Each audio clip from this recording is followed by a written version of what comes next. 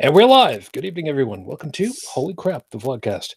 Vlogcast comes from a skeptical point of view to answer some of the questions of why. This Vlogcast started as a combination of spite and the Streisand effect because, I don't know, I like her voice. I mean, memories being, why bother listening to it after the first time? So, whatever. Part of this is to follow through with the old adage that sometimes the journey is more important than the destination. I'm your main host. I'm known as Shujin Tribble, all over the place, Shujin. Hi. For those of you that are wondering what's with the hat, it may not exactly come across correctly, but believe it or not, this was the best hat that I could find that looked properly for the Batman the Animated Series Joker's hat. It's folded the wrong way. I know. I forgot how, and I unfolded it, and maybe I'll just trade. I was gonna ask where in the world Carmen Sandiego was, but yeah, not here. That's just fine. I'll figure out how to redo it later. I don't know. We'll figure from there. Let me go ahead and introduce you to everybody because, yeah, we got a night ahead of us. Top left-hand corner, North America, far away from the invading forces of South and Central America. Good evening, Dalan. Good evening. And giving me shit from just over the other side of the border. And hi, good morning, Heretic Woman, you pincushion you. Good morning. Down and to the left, into the Midwest of the U.S., who is holding back a rather large amount of vitreous bile this morning, apparently. Trying to. Good evening, Brigid. Good evening. South of me, over into, a very cold and wet and dark Pittsburgh. Good morning, Joey. I'm still waiting for anything out of the normal in that description, but okay. No, I just like talking about stuff that I just keep belaboring the point. And from just outside of, everybody's running around with their head almost cut off soon, maybe. Good morning, UnrenownedTech, who may not be back yet. He was going to go ahead and get himself a drink. He is not back yet. He's not back yet because he's not unmuting himself. Well, that's just perfectly fine. He'll be here momentarily anyway. So, of course, everybody, thank you very much for joining us. I hope that you are... I hope that you're well. I hope that your Halloween, Samhain, Nightmare Night was well and good for you. You didn't have any problems. I personally didn't do jack squat, so I didn't have any real problem. I just turned off the light and I didn't have to worry about it. I wasn't here, so you were busy down south doing yourself the work thing. Yes, I was. We had trick-or-treaters 2 nights in a row because the mayor moved Halloween to the 30th because it was supposed to storm and flood on the 31st, but some kids didn't get the memo, so yeah. Okay, the fact that he moved Halloween for that reason, that's okay. When you started saying that, I'm like, if this pinhead did it because of some kind of religious thing, it's on. No, we were supposed to get like 4 inches of rain and severe storms and stuff. So that's good enough reason. Yeah, and they put it on the news and in the papers, but not everybody watches the news like me, and doesn't read the papers. I knew. Well, I'm pretty sure Fox News didn't talk about it. Well, I mean, the local probably did, but yeah, for what it's worth, the local affiliates tend to be. I do get a lot of my Sunday stupid news actually from local Fox News stations. Yeah, I mean, it was a good reason to move it, but some kids did show up in the 31st and they were soaked, poor things. But we had a bunch of kids, and so I didn't have any good candy left over at all. We're not doing. You just see it. I know you're cold. I know you're wet, but we're not just doing that. We're not doing this just for the candy. We're doing it for a shitload of candy. We weren't actually home, so we didn't do. It's the first year that we have not done Halloween, but I was delivering my first speech that I was asked to do in another city. So Congratulations. Not too shabby. Thank you. Thank you. And my husband had to come and pick me up. So, because my ride got confused on the day. And so I kind of last minute had to find a bus to Barrie. And then, oops. Yeah. Yeah. And of course, there's only two buses a day. So the one that I took to get there, I would have had to basically stay at the bus station and take one back. Oh. So I'm like, yeah, having been to Barrie, I sympathize. I do.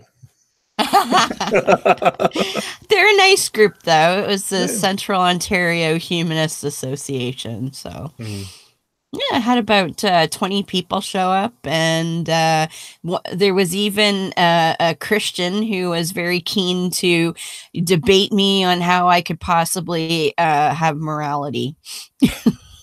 Oh, gee, like you haven't been asked that one before. I know, like, really? Imagine my shock.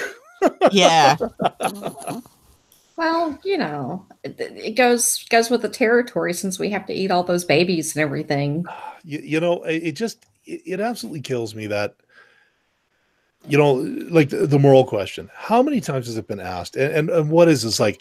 Well, they didn't ask it the right way, but I've got the right way to stuff you atheists. Like, I know. It's like, I've got the one single way of asking this question that's going to totally destroy your position. Yeah. No. Wait. Let me interject here real quick.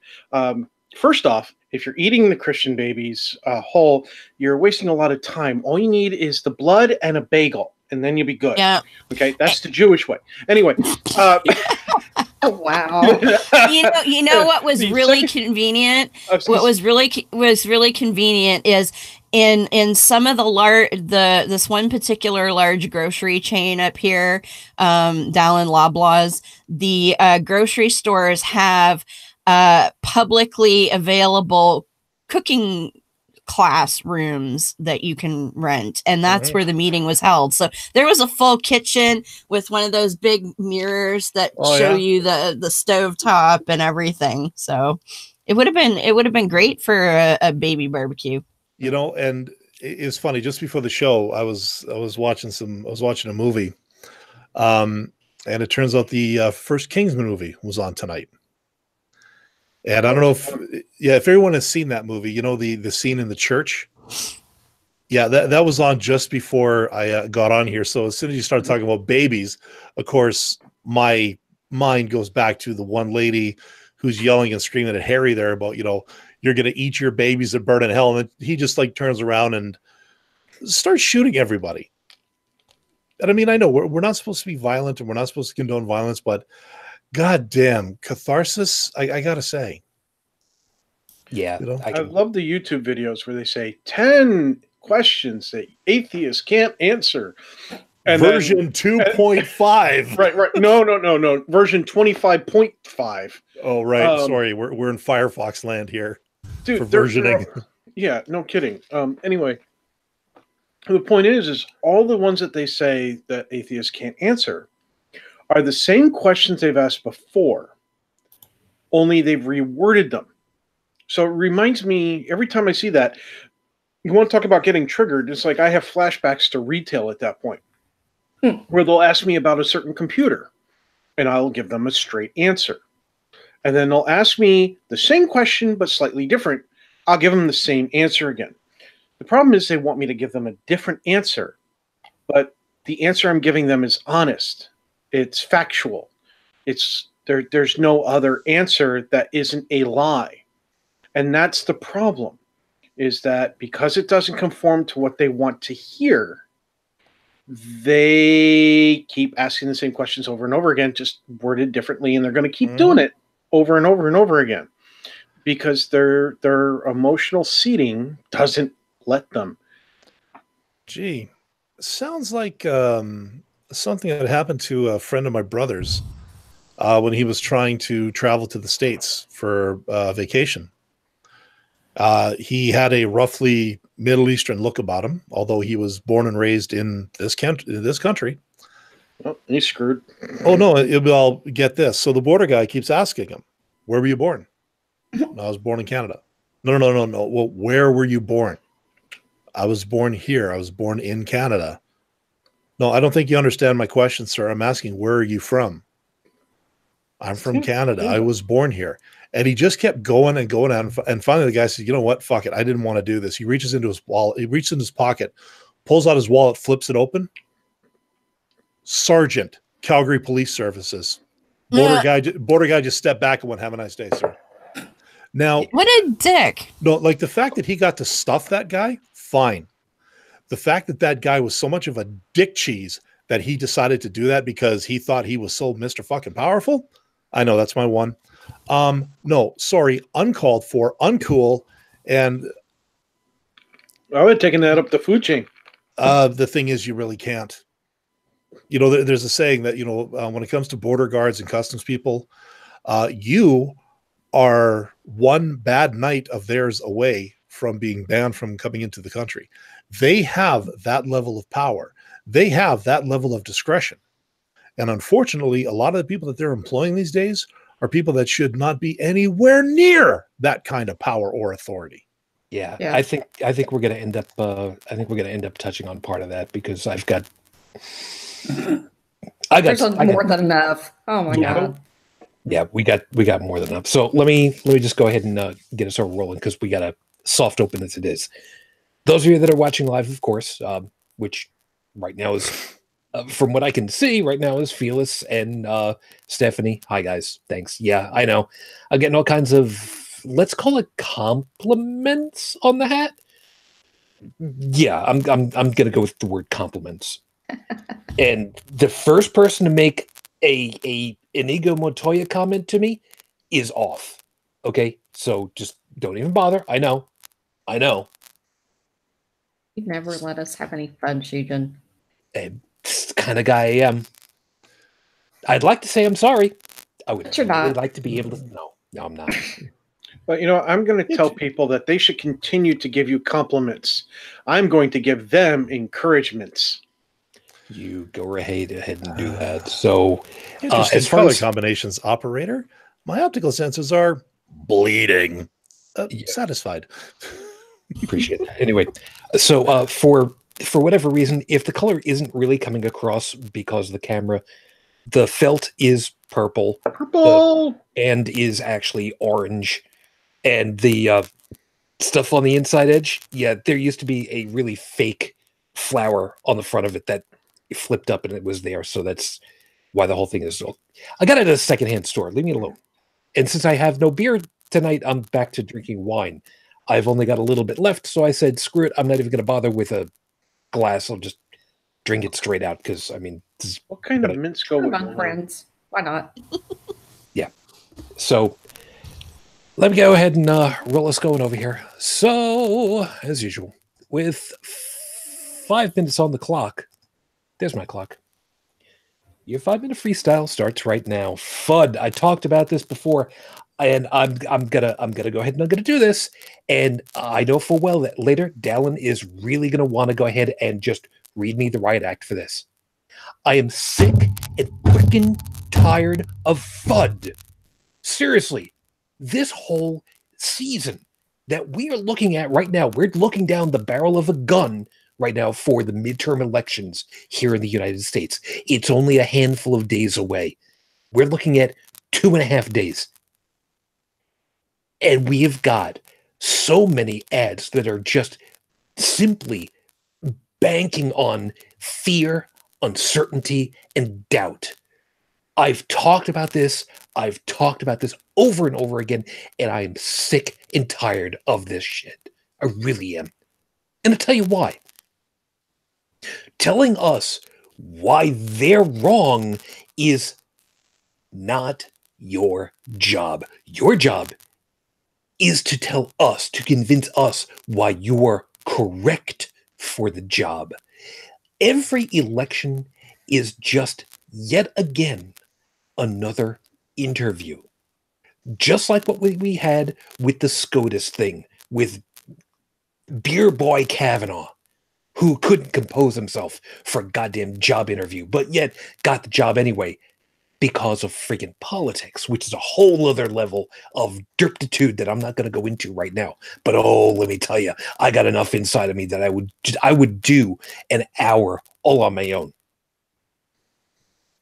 Fear, uncertainty, and doubt is a term that I found out about back in the 90s when Microsoft was trying to find ways of convincing people that other products weren't nearly as good as their own.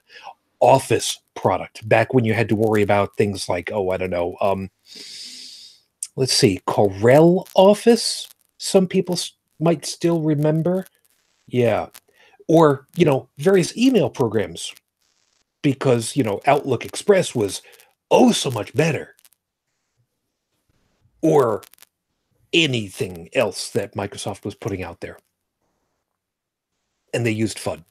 They went even so far as to say, you don't want to use any other operating system because, you know, we've got the best one. And before anybody goes ahead and says, well, yeah, they've been trying to shove Linux off to the side. Oh, no. It goes well before the Windows platform. It goes back into the DOS days when there was something called PC DOS, which was not a Microsoft version. Microsoft was MS-DOS. PC-DOS came out there and was trying to find a way into the market so that it could work the underpinnings of Windows 3.1. How's that for a callback for you? And then Microsoft go ahead and intentionally reprogrammed 3.1 so that it wouldn't work with anything but their own version of DOS. Because they were that kind of, we need to protect what we've got. And that's what's been going on. And we've talked about that. And it drives me up a goddamned wall. I can't say it any other way. We've talked about this too many damn times. There is a group of people who believe we must win. We must be in power at all costs. And then there are those who say, look, man, let the people decide. Let's do the job that we're supposed to do. And let's play by the rules, and the rules determine who wins, because the rules go out to the people and they decide. Now, am I going to name names? I could, but I don't think that I have to, because it doesn't matter where you're electing. It doesn't matter what year it is, because platforms change. Group names change. Groups come and go.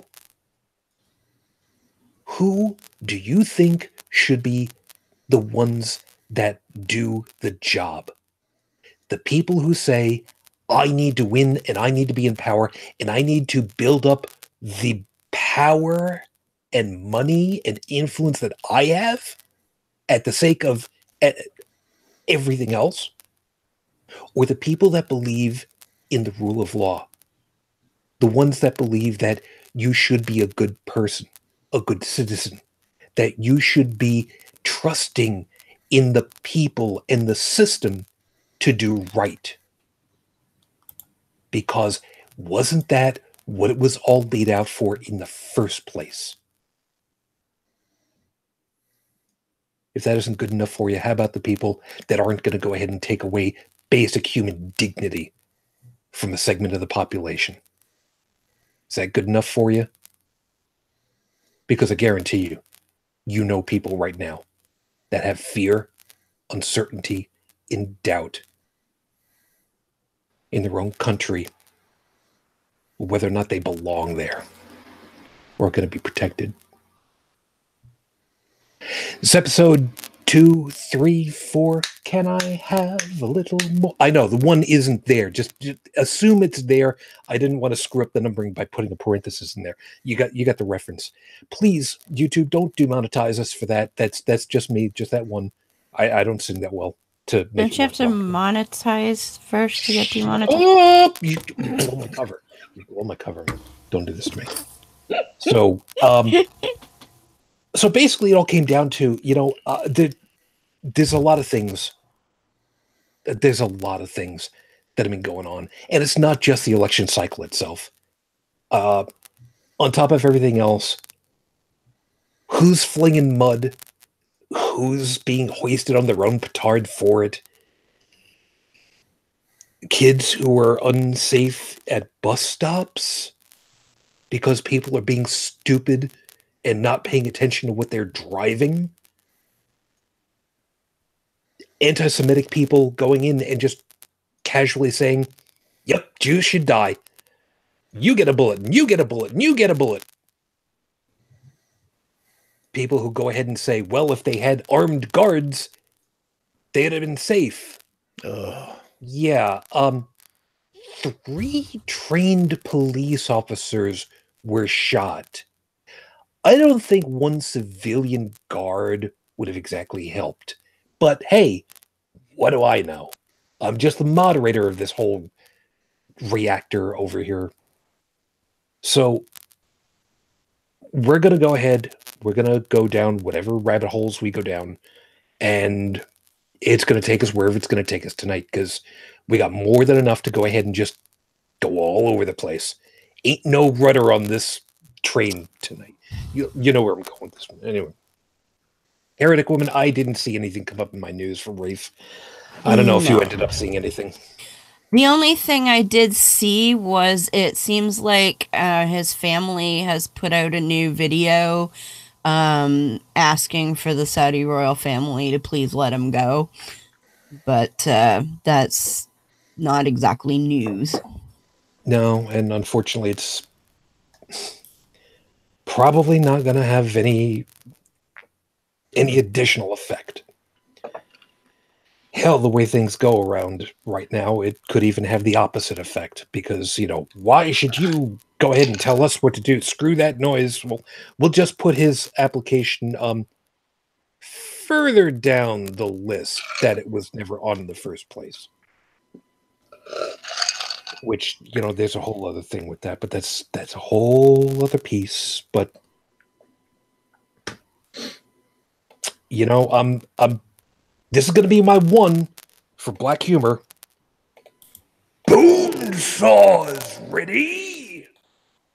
For those of you that get the reference at this point twice over, yes, you're allowed to be disgusted and amused at the same time.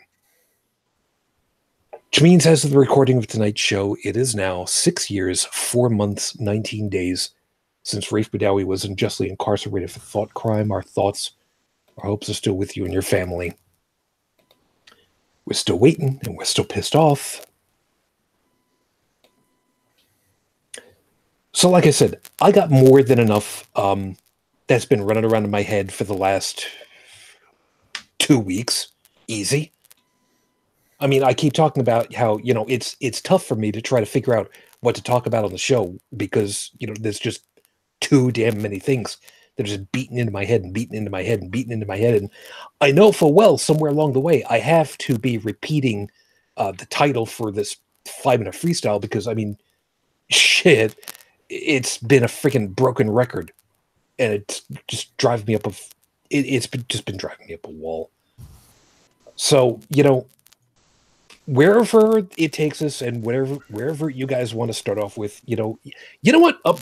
Screw it, Brigid. I'm putting you on the spot straight away because before we started, Brigid went ahead and basically said, "I'm gonna do my best to be nice."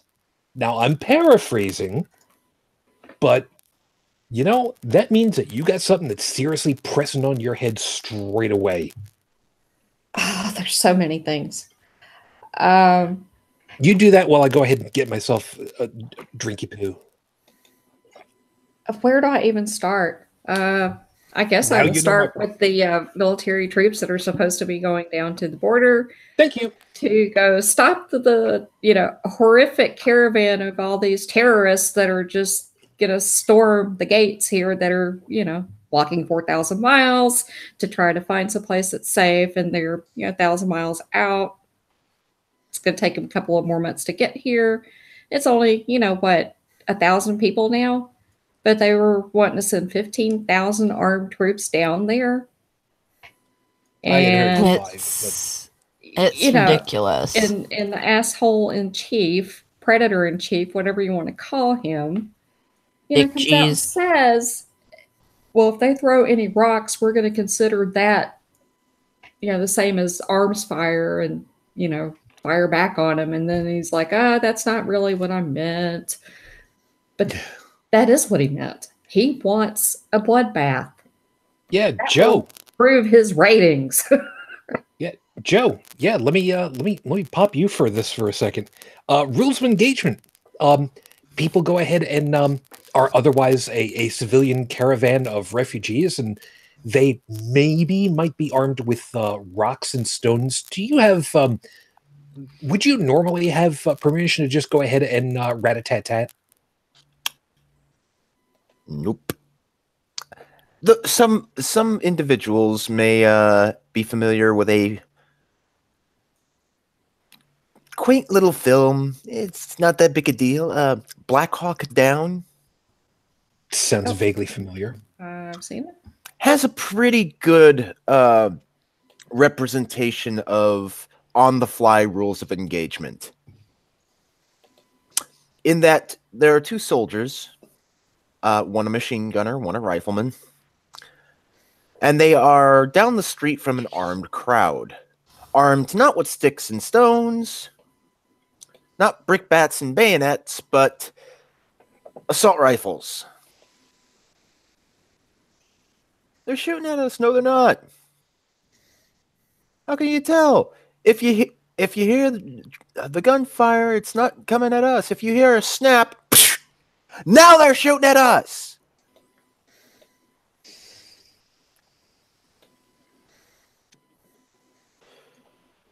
So let's because both of you are the military type. Okay, I'm going to word this in a way that's you know how the old adage is, a lawyer never asks a question if they don't already know what the answer is.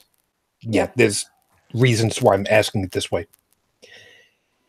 There is a legal definition of sufficient force for self-defense.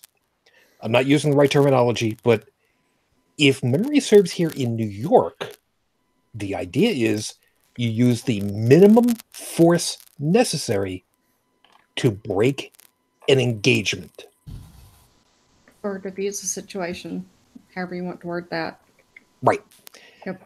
So if you're attacked by somebody, let's say hand to hand, and you're lucky enough to land a glass jaw shot and put the guy down, and it's over.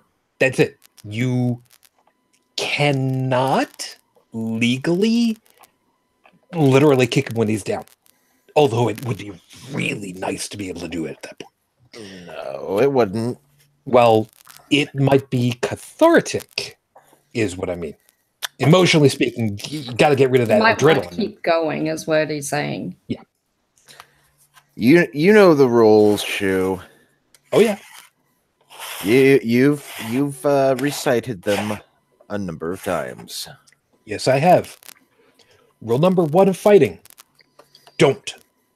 Rule number 2: if you had to fight, you fight to win. 3: if the guy is down, you leave him there. It's up to them to decide whether to re-engage. And if they do, you put him back down again. Now, let's assume for a second that in Heretic Woman, what'd you say? They were looking at like 2-3 months of travel time still yet, I think. Yes, yes. So it's the slowest moving invasion force since the Middle Ages, probably. Exactly. Yeah. Somebody get those people some hoverboards, damn it. Yeah, I don't think that's going to work. I'm sure Tesla could help out with that. At least There we go. At least get him the cool roll-up sunshade single piece eyepiece. Yeah. That'd be nice. But okay, so you get attacked, and I'm going to use scare quotes for attacked, by gravel, large gravel, fist-sized gravel, but gravel nonetheless. would that constitute reason enough to re-engage with, let's say, holes in people? What was that, Bridge? Deadly force? No. Mm. Yeah, and Joe, you guys don't exactly get trained on well, when you're going for your marksmanship and whatnot, you don't exactly get told, okay, you shoot for the arms or the legs to incapacitate, right? You shoot to kill. We shoot at what is referred to as center mass. Mm-hmm. Well, the idea is, I think, if you don't kill them, then they're still able to kill you. Yes. And, you know, I gotta say, even after all these years, Fast Freddy still pisses me the hell off. Wait, what's that? Fast Freddy. At the target. Okay. This is the face of non-prehension right in front of you right now. When we go to the range, yeah, we are given 2 magazines, each 20 rounds. At least this is for the Army. We're given 2 magazines. Each of them are 20 rounds. You fire on semi-auto only. And your goal is accuracy. You have, I want to say it's 2 minutes. You have the first minute, 20 targets pop up. Second minute, same 20 targets pop up, but in a different order. And the idea is each target pops up, sits there for about 3 seconds, and then pops back down. If you missed the shot, or you didn't shoot in time, or you simply didn't shoot at all, that's a 0. If you shoot and hit the target, that's a 1. So the maximum on an Army marksmanship evaluation is 40 out of 40. I have gotten 39 out of 40. I've never actually met someone who got 40 out of 40 because of Fast Freddy. Fast Freddy, each target is set at 50-meter intervals out to 300 meters, which is the what is deemed the maximum effective range of the M16 assault rifle. The 50-meter target is what is referred to as Fast Freddy. He's half the size of all the other targets, and whereas the other targets pop up for about 3 seconds, Fast Freddy pops up for about 1 second. Oh, Freddy's a dick. Oh, yes. It's supposed to be. It is supposed to simulate the idea of a very close range firefight where, you know, an enemy just pops out from the corner, unloads an entire magazine, and then pops back in. And anybody who's seen an AK-47 fire knows it don't take much more than a second to fire off an entire magazine. You can shoot your whole load real quick. Yep. Yeah. How effective are you with it, though? That's why you got to have trigger control. Yeah, that's another piece of it, Brigid. I mean, we know full well that sticks and stones, you know, the usual taunt for everybody. Yeah, you can actually do damage to people, but I mean, seriously, at range of, I mean, come on, seriously. Major League Baseball people are not going to be able to, I mean, they don't break bones if a Major League pitcher hits an arm. There have been fractures, but to the best of my knowledge, nobody's actually broken a bone with a fastball. I mean, the idea of being able to hit somebody with a rock at any kind of appreciable distance and do any damage to somebody that's out in the field? Seriously, is that even realistic? Not without a sling. Yeah, I wouldn't think so. I think they'd have to get a very close range and bash them in the head with it. Which is probably not going to happen if you have a group of civilians and 15,000 military troops. No one is to stone anyone until I blow this whistle. And I want to make it absolutely clear. Even if they do say Jehovah. And then, of course, they bring over the big rock. Yeah. Jehovah. See, you talk about using a sling, and the first thing that comes to my mind, Joe, is if they're going to use anything approaching a sling, they're basically going to need a trebuchet to have anything that's even appreciable. I mean, seriously. Or a small chunk of rock, a long bamboo pipe, and the ability to mix, strange planet dirt and sulfur into some sort of gunpowder mixture. But I don't think the Gorn are coming by anytime soon. No, you're talking about 3 meters range. Come on, that's not if you're going to use a trebuchet, you may as well just zing yourselves over the border, the wall. Yeah, or throw a Buick at him. I mean, there's got to be Buicks left over. Yeah. Or how about ride a cow and catapult the cow. I was gonna say, fetch a lavage, but or plague blankets, whatever you got laying around. Yeah, that would go over well. And why not a Chevy? Because the family never used Chevy. It was always Buicks, and I know why. It's because they were big, they were heavy, and man, they could fit a lot of people in that trunk. Yeah, I see what you did there. Yeah. My dad used to have he always claimed it was a 69 Buick Wildcat. I don't think it was a 69 Wildcat. I think it was 68. But still, it was a big-ass land boat. Mine's 69, a Cougar. Never mind. I said nothing. That's your one. Okay, so that's your one. Dalan, you're at one. Shit, did I do my one? I don't even remember. You know what? I don't care. Whatever. I don't know if I don't even know if they made one that year, did they? It did, huh? 69? Whatever. Anyway, so oh, they did make one that year. Okay. What's that? Ooh, nice body. 1969 Cougar. There is something I forgot to mention.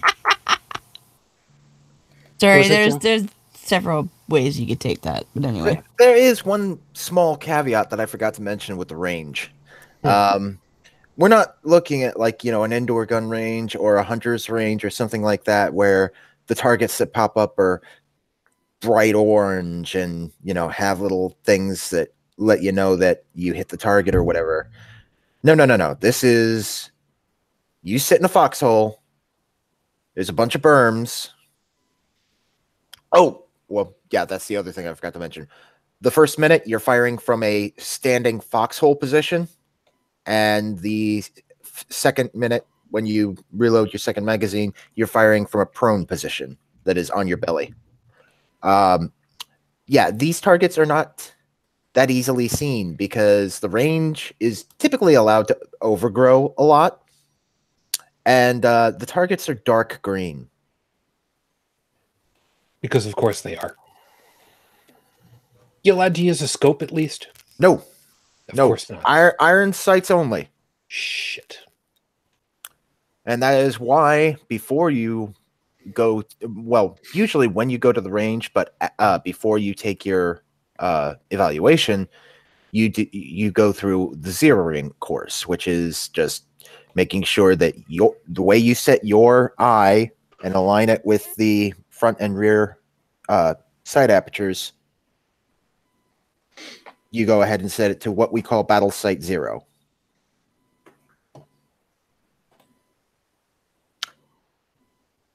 It's different for each person because, not everybody's face is built the same way. Not everybody's eyes are quite the same way. So that's why we have the little knobs on the back, on the rear sight for adjusting. And the front sight is adjustable, but only by elevation. Fair enough. Let me pause that for just a second because since you brought up knobs, Dalan, we need to talk on your side of the border now too. Are you calling Dalan a knob? No. Would be the worst thing he's called me. No, actually, I was going to call you Al. No, I was gonna point out this way. As far as talking about knobs, since we didn't badmouth you last week, but we did talk about you a little bit. Give you an opportunity on this one, because I mean, the idea that there is a stark difference between politics on our side versus yours, and we talked with Heretic Woman about it a lot last week. Give you an opportunity to kind of chime in on stuff you missed out on. The idea that how do I best put it? The knobs seem to be invading on your side, politically speaking. Yeah. I mean, what the frick? No, you're right. We've tried to keep the knob factor down to a minimum in this country. But nowadays, you look at, you've got firebrands like the Ford brothers. Yeah, the knob nation. Yeah, like the knobbiest of the knobs, those two morons. Well, Kenny. Well, okay, hold on. Let me quantify this. Okay, let's be fair. At least one of them is room temperature currently. So, well, yes. Yeah, but the thing is, even back when both of them were around, like they had made a name for themselves for being, the sort of the bombastic, in your face, wake you up, slap you upside your fool head kind of politicians who were doing whatever they could to garner attention. The fact that one of them was a crackhead, okay, let's call that a side effect, collateral damage. But now, and Heretic Woman, she put the nail on the head. Like Jason Kenney, he is vying for the premiership, kind of the governorship of my province. Yep. Now, Kenny is now the new head of a group they call themselves the United Conservative Party, which is now just another unholy union between the progressive conservatives. We talked a little bit about them. Yeah. But this is the last guy who should have any sort of power in our province. The thing is, Alberta is an oil province. We as much as we want to deny it, we live and die on the oil prices, which right now we're not doing so hot. It was just a couple of years ago, I think I posted a picture where a 24 of Budweiser. Yep, was more expensive than a barrel of oil. And I'll say this much, it hasn't gotten much better. Like the gas prices out here, they suck balls big time. But the price of oil is nowhere near where it used to be when gas prices were that high. So, people would look at the gas prices and go, oh, gee, oil must be doing really good. It's actually doing the shits. So the thing is, when you live and die on a particular commodity and it goes down, you are not going to be having a very good day. So the current government that we've had has been trying to diversify, trying to minimize oil revenue, or the importance of oil revenue. And Kenny wants to bring, this is just one of the things he wants to do. He wants to bring that back. He wants to bring it back to like where we're an oil province, kind of like I'm a war president, kind of the same thing. I got you. Whereas he wants us to be known for just one thing and one thing only. He's also one of these people who believes in tax cuts for the rich, screw the middle class. There's I think there's some stuff, he's got some religiously motivated decisions he wants to make. And on top of that, there's also an ongoing controversy with provincial funding for Catholic schools. Yes. And our buddy Luke, he is all over that like a dirty shirt these days. Good. Yeah, I've been watching him, and it's been everything from no public money for Catholic church, for Catholic schools, to no Catholic schools. It's one of those. Yeah, no, so am I. Yep. I mean, if you want to keep them, then you can fund them yourself. Yep. Granted, that is going to take away from your kid diddling defense fund, Oh, I'm sorry. Did I go there? Oh, Yeah. But maybe that'll straighten your priests out, or maybe they'll have to take care of their own legal defense. by the way, Squirming Kitten says hi and bye. Yep. Good evening, I don't want to be here. Yeah. Goodbye, little guy. But no, like we've been wanting to keep the more Fringe. No, because I've watched American cable TV for many years, And I just apologize profusely for stuff. mm-hmm. And okay, you guys, I'm sorry, but it used to be that when it came for time for elections for Congress or elections for the Senate or anything like that, where the ads would come out, I would see one politician, be it the incumbent or the opponent, would talk about the issues. Granted, they would walk around a little bit, like, hi, I'm Troy McClure, points if you get that reference. But they would talk about, what their platform is, what the issues are, what they want to do, how they want to actually help the people they're representing. And my reaction to that is, good job. Yep. Then there's the other guy or lady, as the case may be. And it's nothing but attack ads. This person signed into law a tax bill that took everything away from Mr. Big and Tall's Big and Tall Emporium.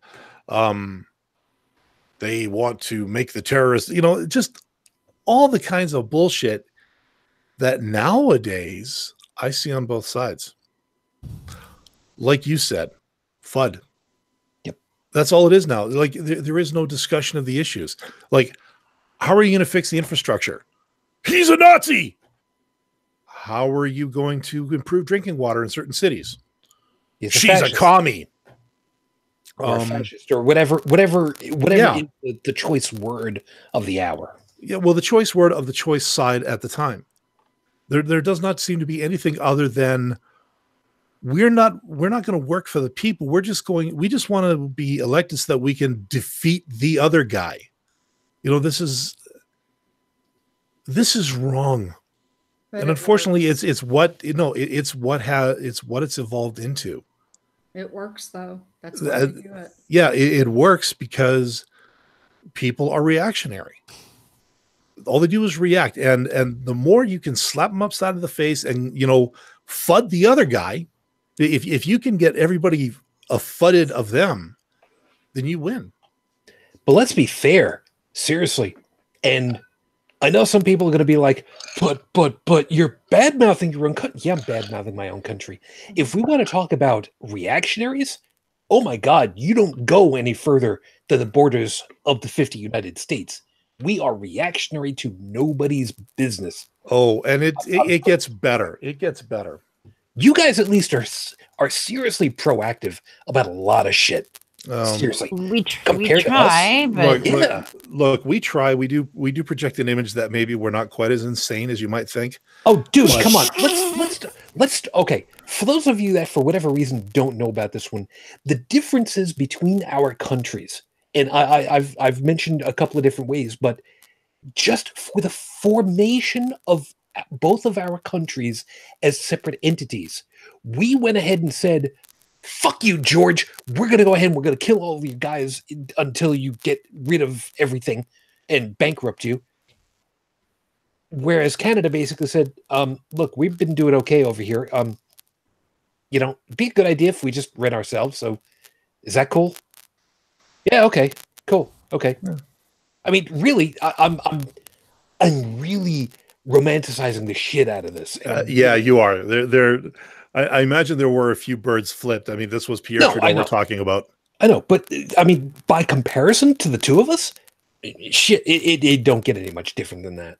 Yeah, but two anecdotes that happened to me just while I was on site last week.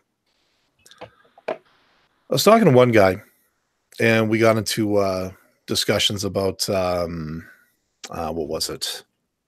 I mentioned, that I'd been in surgery last year and, just kind of catching up on things, because when you're working with people, we talk, Yeah, I know. I'm still looking for that stuff.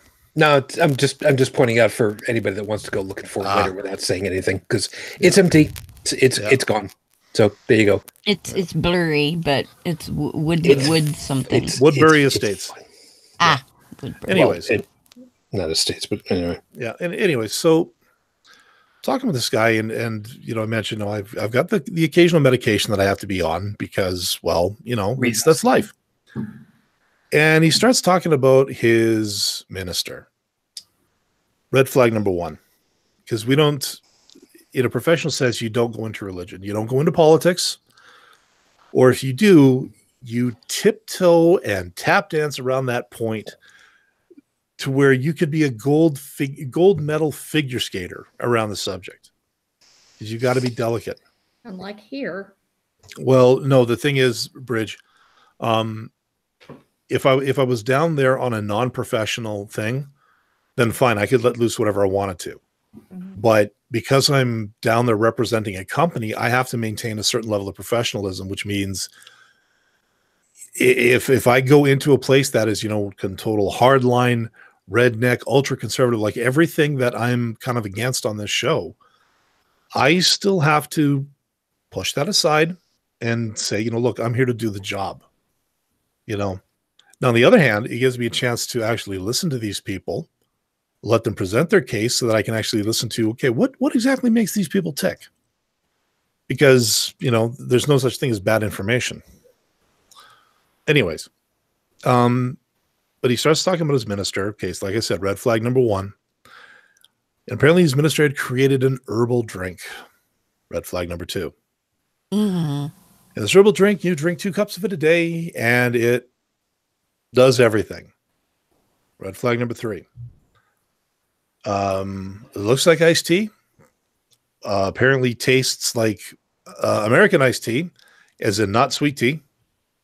Anybody from the South knows that difference. Ask Miss Ashley. Yes. No, actually, don't go asking her, because we don't have nearly that amount of time on the show. Yeah. Anyways. No, but there was an encouragement for me to actually stop by. Apparently they have a store where they sell this stuff. And he encouraged me to go pick some up, give it a try. He says, because you drink enough of that, you can say goodbye to your medication. No, this, that. I mean, now this is a guy, he works in the tech sector. He is somebody that I'm going to be working with for the next year or so. Very, very intelligent. But there's this. And it's when you meet someone like that, it's like the stereotypical person who would believe in magic elixirs or jelly juice or some shit like that. That kind of gets blown out the window. I mean, my sister was a nurse for many years, and she subscribed to things like acupressure, which is acupuncture without the pins.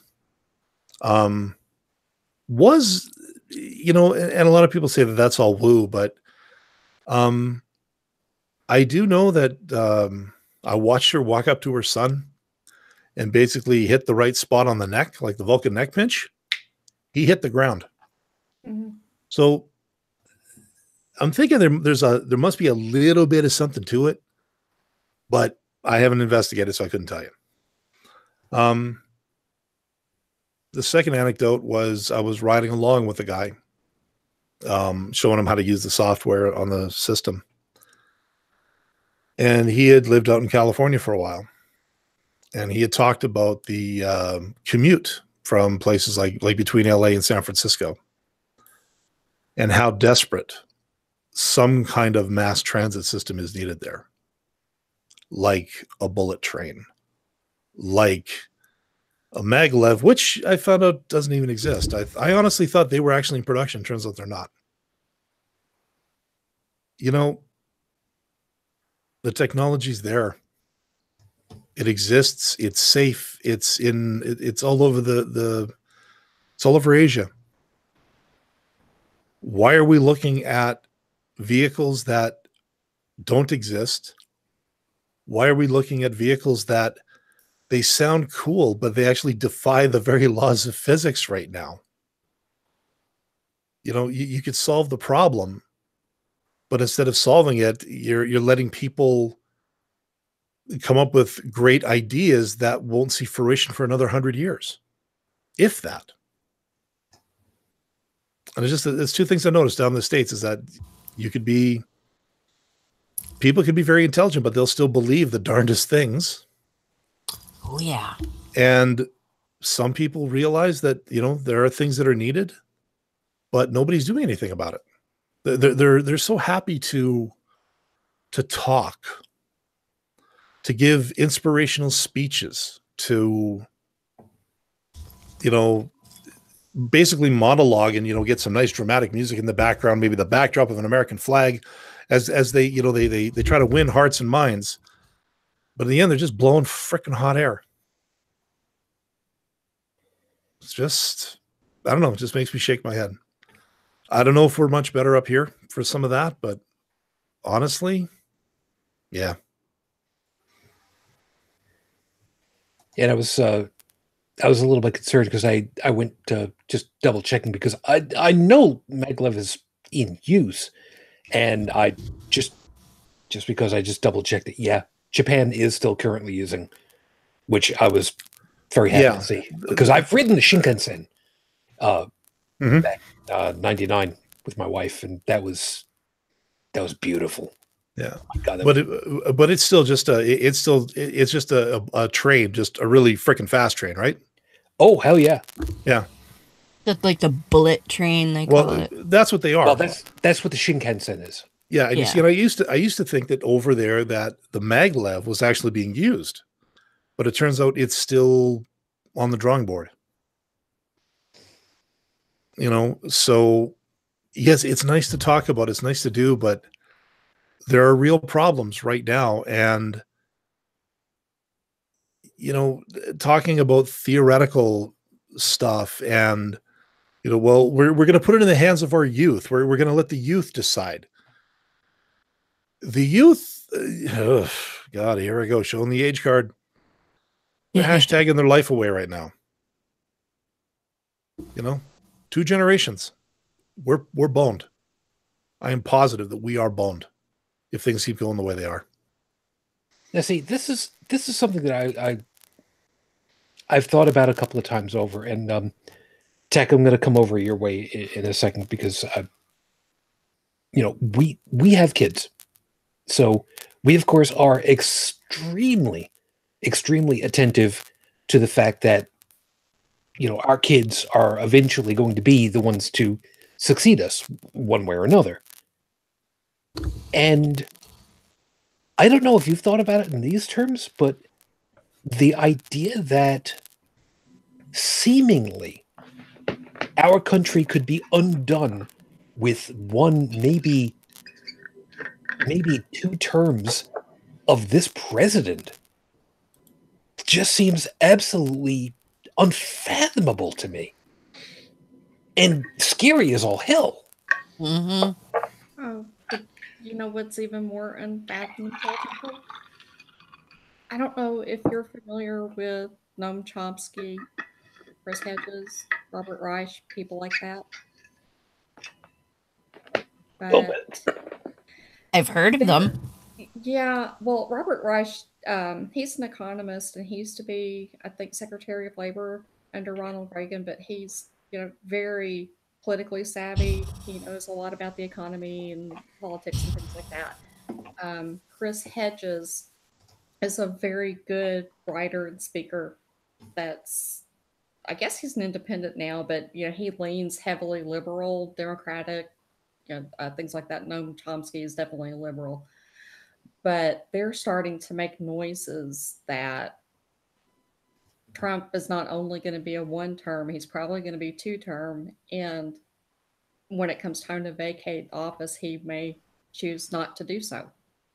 And if he maintains control of all 3 branches, plus the Supreme Court, they may pass some kind of legislation or, you know, somehow make it to where he can stay indefinitely. Now, see, like Putin does. Yeah, let's hold on for just a second, because there's a lot of pieces about that should not be able to have happen. A lot Tech should not be able to be happening, but yeah, I know. Tech, let me throw this one your way, because this is something that's kind of plays into a piece or two. I don't know if you've seen the picture memes going around of a big open field of tumbleweeds and everything, compared to a whole bunch of people protesting and whatnot. And the caption of it is the difference between the people complaining about the Second Amendment being infringed upon versus the 14th Amendment being infringed upon.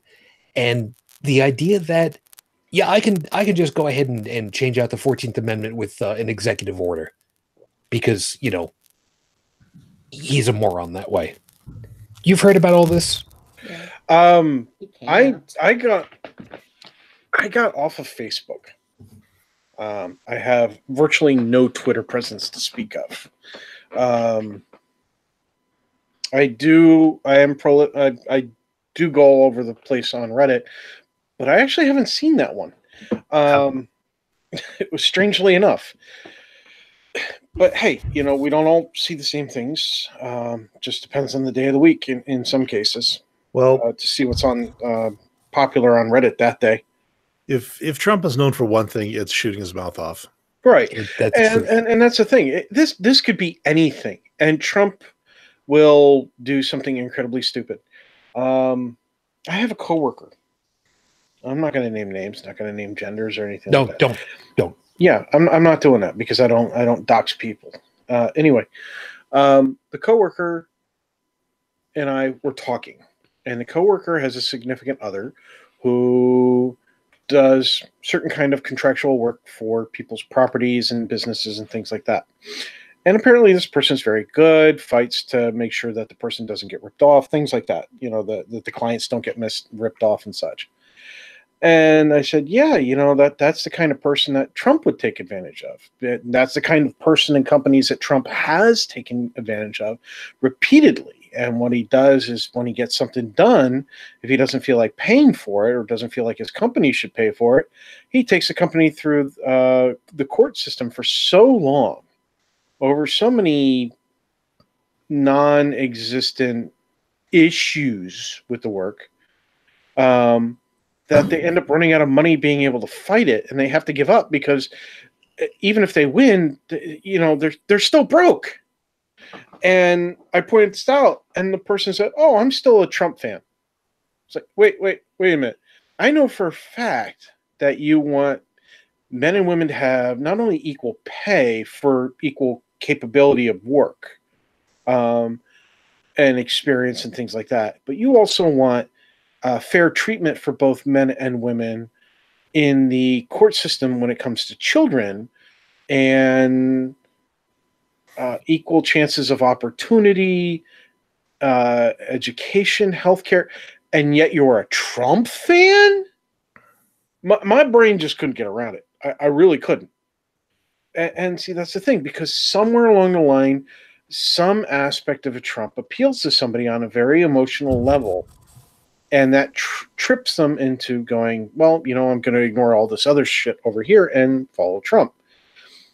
And that's the thing. He has said so many things, made so many claims, that the people who feel that they've been pushed to the side when everybody else is getting the attention, is like, oh, look, all the women are getting the attention. So the male sexists are feeling trodden upon. Then you have the religious community who, when they go into a store, some of the stores, oh my goodness, they're saying Happy Holidays instead of Merry Christmas. Oh, fuck you, it's not even Christmas time yet. And besides, there's more than one holiday. Yours is not the only one. So they feel trodden upon. Then you have it just goes forward. It keeps going along that lines. You have people who feel that they don't have a good job because there's too many immigrants in this country. So I'm going to build a wall, and the immigrants are going to pay for it. The Mexicans are going to pay for it, and things. And that makes them feel good. And it's all this emotional appeal that but he's not saying factual things. It's like, dude, no. The reason why people don't have good jobs is because companies only cater to the shareholders. They forget that when you take care of the employee and have the employees take care of the clients, the rest takes care of itself for your company. But they don't want to hear that. They just want to see the profit margin go up, up, up, up, up, up, up. I'm sorry, but that actually stops going up after a while and levels off. And, as far as the whole 14th Amendment goes, yeah, there's no way that shit's getting appealed. I mean, if you're born in the country, you're born in the country. If he repeals that, then guess what? He's no longer an American. Well, there's a problem with all that I've been seeing, because the yelling and screaming about it has been, well, we're talking about illegal aliens. And the funny part of it is, if memory serves, the 14th doesn't address the legality of the people on the premises. You're born here. You're born here. Right. So if you look at Section 1, so I actually have it up here. Constitution of the United States of America, 1789, revision 1992, Amendment X1V, that's 14 in Roman numerals, Section 1, and I quote, all persons born or naturalized in the all persons born or naturalized in the United States and subject to the jurisdiction thereof are citizens of the United States and of the state wherein they reside. No state shall make or enforce any law which shall abridge the privileges or immunities of citizens of the United States, nor shall any state deprive any person of life, liberty, or property without due process of law, nor deny to any person within its jurisdiction the equal protection of the laws. So he can try to obliterate that all he wants. It ain't happening.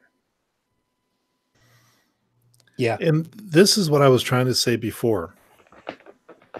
This guy, when he first came into power, was signing executive orders left, right, and center, right up until he found out that he couldn't do it anymore. He couldn't sign away whatever he wanted to with the stroke of a pen anymore. He'd gone too far. His talk of repealing the 14th Amendment with an executive order, his talk of getting ready to fire first if these guys throw so much as a rock at him. Listen to how this guy has talked over his entire presidency. He's a blowhard. He is right now, he is blowing smoke. Honestly, if one soldier pulls the trigger on that caravan when they get in range, I guarantee you that soldier he won't be a soldier much longer. Matter of fact, anybody who participates in that is they're going to be calling for heads. And I guarantee you, he'll give them up faster. He'll do whatever he can to save face. If that means, giving up those soldiers to have caused a war crime, he'll do it. But like his executive order thing, like I said, he's blowing smoke. He's all thunder and nothing else. And the rest of Congress, everybody, they know it. The problem is, and here's the problem, words have repercussions. If I go into a comedy club and stand up as a comedian saying, we should build a wall, okay, I've said it as a comedian, it's a joke, people laugh, it's the end of the day. Now, if I go up on public stage as the President of the United States or running for it, and I say, we need to build a wall, you have people who are seriously considering my words as a legitimate idea that needs to occur. All right. It's it has serious repercussions. So the audience that you're reaching, the platform that you're speaking from, it's serious. And the perception, just like like from the military standpoint, if you got a guy standing up there who's in full body armor, he's got the helmet, the face mask, everything, the big ass rifle, grenade, decked out in full everything, right? And somebody picks up a little tiny rock and tosses it at that person. I think that soldier should be well within the right to flip that person the bird. But to take off a grenade and chuck that back at them? Yeah, that's fucking stupid. There's definitely an imbalance of power. Yeah, now, I on agree. the other hand, if on the other hand that person takes a knife and throws that knife, that soldier should shoot that person dead. That's a different story. Yeah. What Trump is saying is that if they throw so much as a rock, we are going to respond with deadly force or something close to that. And I saw a post from a veteran earlier today. They're like, hey, when I was in Afghanistan, people threw rocks at us all the damn time. We never shot any of them. Because we had body armor and guns. Again, it all comes down to the perception and threat analysis and all that other fun stuff. So the perception of a person standing on a stage in a comedy club saying, hey, we should build a wall is, that's a joke. The perception of a politician standing on a platform and telling the world that we need to build a wall is like, that guy's serious. Yeah. See, you want to go ahead and go up there as a comedian and say, we need to build a wall. I could get away with saying it as a comedian because I can then follow it up with, because in high school, in my gym, when you were in the locker room, they actually had 2 toilets next to each other and no urinals. I'm sorry. I'm not. No, there should be a wall. There should be a wall between the toilets. Well, I like the comic where it says, yeah, there should be a wall, and then the picture shows somebody building a wall around Cheetolini. Yeah, now Stephanie just put an open chat, and this is good. Yeah, and by the way, we're going to be coming over to Brigid and her thing. Yeah. But anyways, what Stephanie says is, the Army has already said that they will not obey illegal orders, and Trump's comment is an illegal order, which is precisely what I was trying to get to, is that, like I said, he's blowing smoke, he's trying to fire up the people, but the simple fact is... He is firing up the people. Yeah, but he can't, it can't happen. Like okay, if the Army does it, Joey, these guys do it, what would happen to them? Assuming that he's there. He's got his muted. I'm wondering if he stepped away for a minute. But what I'm wondering is that if these guys do execute the illegal order, that's going to be 15,000 troops. Then you are effectively committing a war crime, and an international war crime at that. And how well did that work for the guys over in Nuremberg claiming I was just following orders? Yeah, we've talked about that. Thank you. Before. To say nothing of what, the Israelis later did, which personally I have to say kind of justified. Yeah. Now, Brigid had gone ahead and put some. Do you want to go ahead and tell us? Or would you like me to? Yes, because I mean, you're the one that typed it. Or would you like me to cover it? Well, I guess I can. The thing that worries me about all of this is Sarah Sanders. I cannot stand her. But reporters posed to her question, is it possible that, habeas corpus and Posse Comitatus Act will be suspended? And she refused to say no. Okay, That's so before... scary. Yeah. Now, before you go too far past that one, I know full well that I remember what habeas corpus is. The other one I don't. But just to be on the safe side, could you briefly explain what those two meant anyway? The Posse Comitatus is, a law to where if the military acts, without a lawful order, that they can be fined and imprisoned. Or I'm trying to. So, it's like if the government willfully uses the military to act as like law enforcement, then they're not supposed to do that. Gotcha. But that can be suspended to where they can engage in law enforcement activities. They're not supposed to. But they, Or would that cover like a rogue unit that did something they weren't supposed to do without orders, kind of thing? Or is that a different? This would be like the government ordering them to do a civilian military function. Okay, so this would require orders, as opposed to Yeah, otherwise the military to act as law enforcement rather than military. And habeas corpus is where if a person is arrested, they have a right to be brought before a judge to determine whether their detention is lawful or not. Right. So if that's suspended, then they could just indefinitely detain people for no reason and never give them a reason. So Joe, balls over in your court to kind of whatever you're. And I probably didn't explain that very well. He could probably explain it better than I am. No, you did just fine.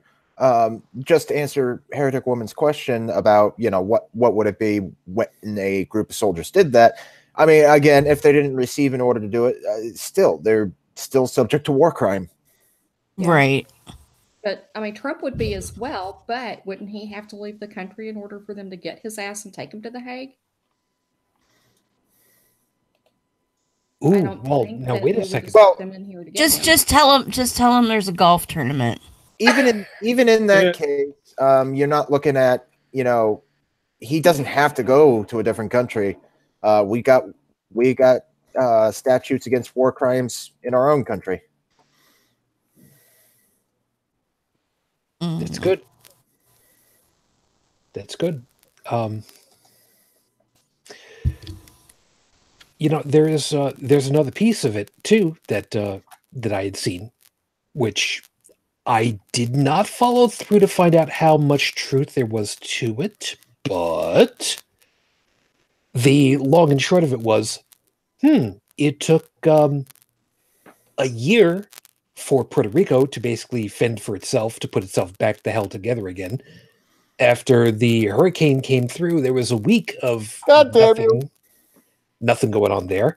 But yet we've got 2 months until this group comes even close to the border, and we've got this incredible photo opportunity with 5,000 troops for no good reason. Less than a week before the elections. And I think that was the original push, was that this was going to be this was going to be the make or break thing for the midterms, for the whole tough on immigration. Meanwhile, how's China doing? Back together. Yeah, but the thing about all this, though, is like where I work. Yeah. There were people that I work with running up to me going, "Oh my God, did you see about the invasion that's coming?" And, so they're buying into the shit. Yeah. This is what I was talking about at the top, man. And, fucking FUD. FUD, yeah. There's my one. And when I went to go vote, there were several positions that were GOP running unopposed and no option to write in a candidate. Write-in option was not available to me. All I can say in that kind of situation is, and funny as it may seem, I'm dead serious about it. You keep using that word. I do not think it means what you think it means. Normandy, that was an invasion. Mm-hmm. Iwo Jima, that was an invasion. I'm pretty sure you need a lot of soldiers and troop carriers and guns, bombs before you have an invasion. The last time somebody did an invasion with sticks and stones, you guys had muskets. What was the guy's name? Methuselah? Yeah, and we aren't counting the Beatles either. No, definitely not. I guess my point is, how can I not be freaked out when I see and hear things like that?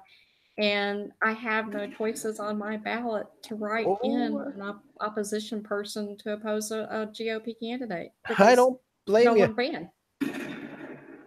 What do I do with that?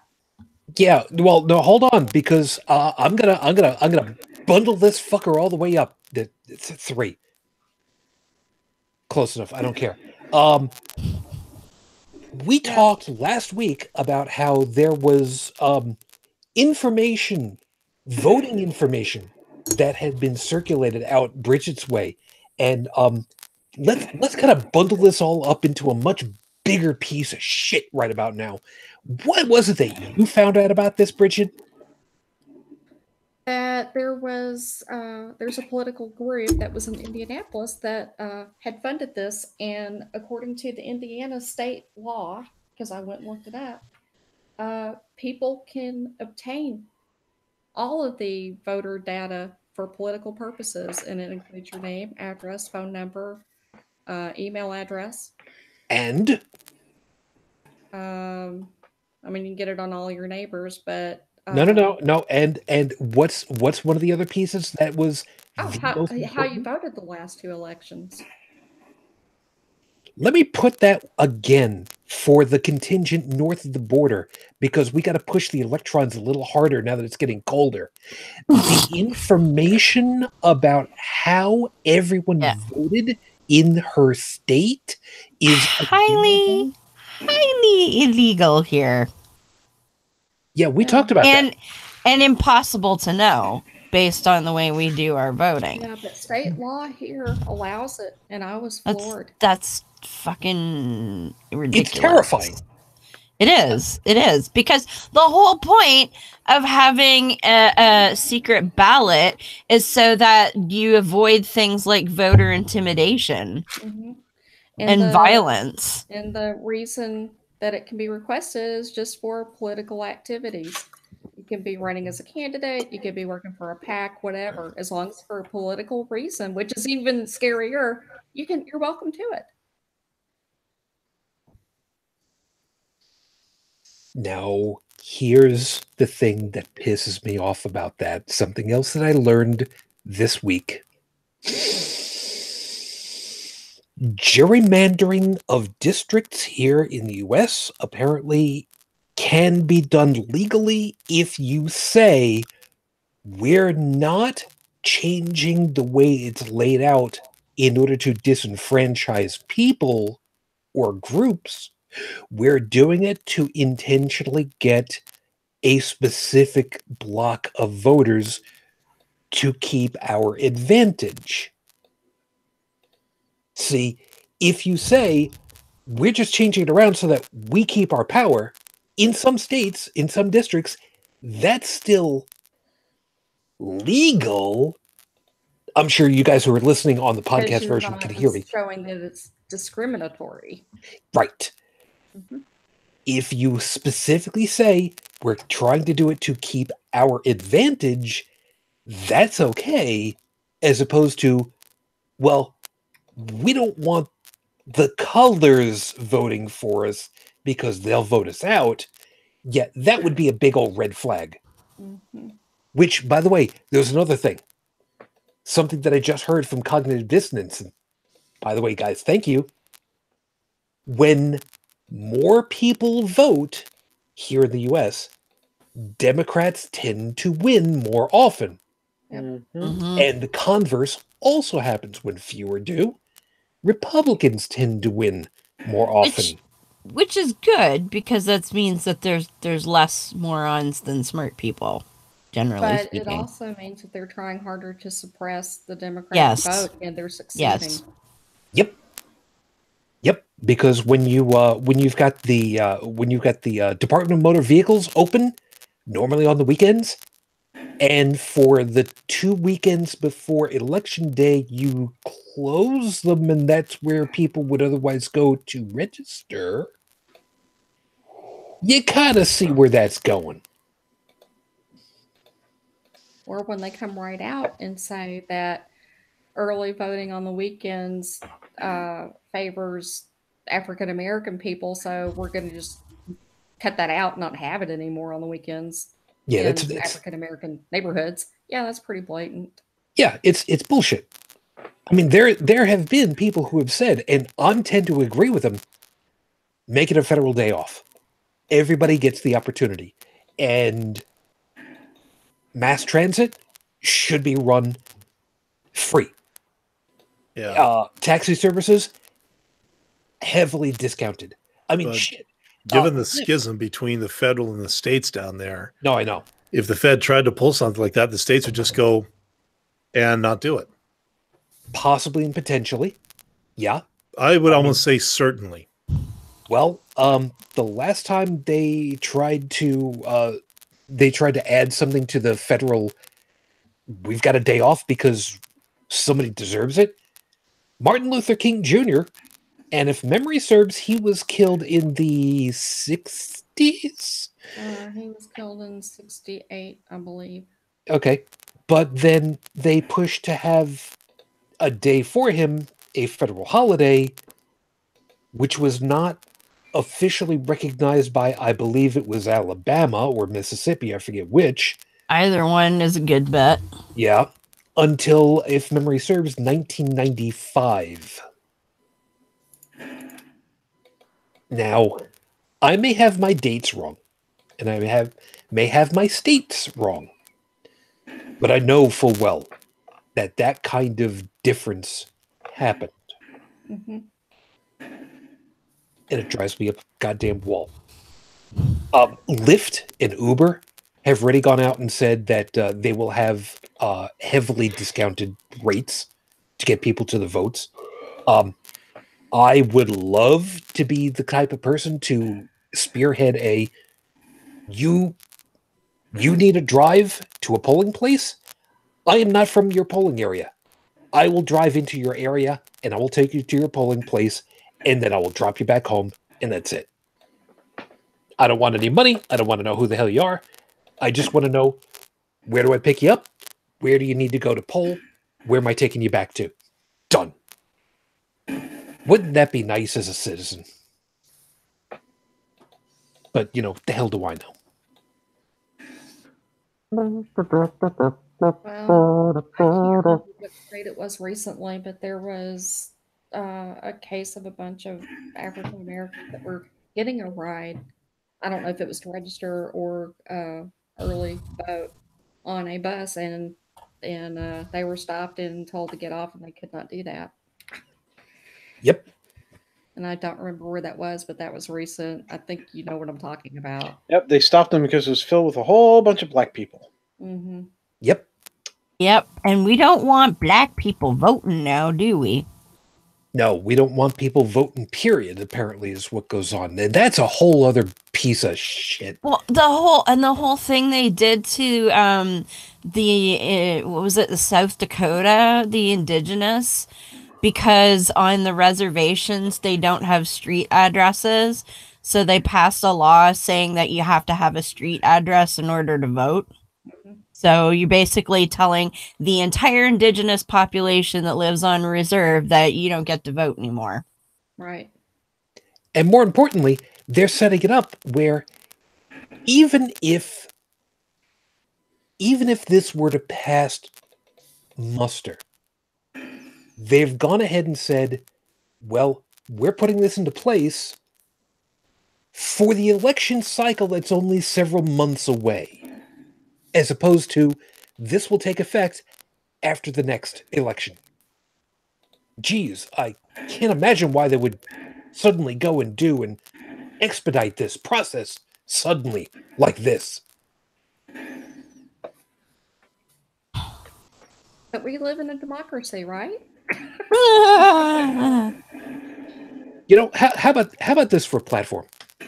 How about this for a platform and see how this goes? Joey, you work with me on this because we're gonna restart the surprise party. Some people don't know about this one. Hi. So how about this? Taxes for anyone from $50,000 down stays the way that they are. Everybody from $50,000 up, it's gonna get raised little bit more, the higher and higher you go, companies are going to get taxed back as what they did in 1959, which got us 10 years to get to the goddamn moon. What does that sound like to you? Sound like a plan? I can't complain. No, because you and me both, we're not going to be affected by that. Heretic Woman, what do you think? You think it's okay that we go ahead, we tax you at that rate from our side? You think that'll work? You don't care. No.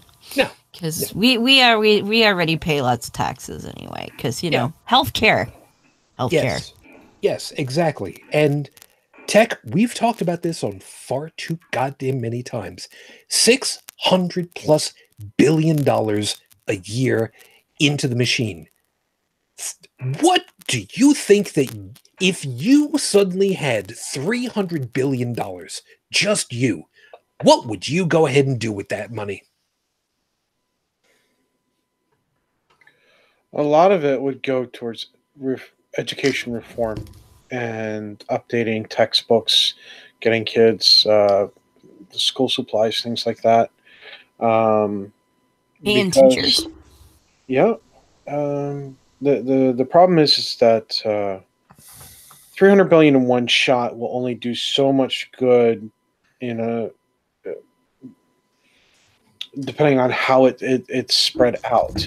It would have to be not a one shot, but the same shot over reoccurring over every year.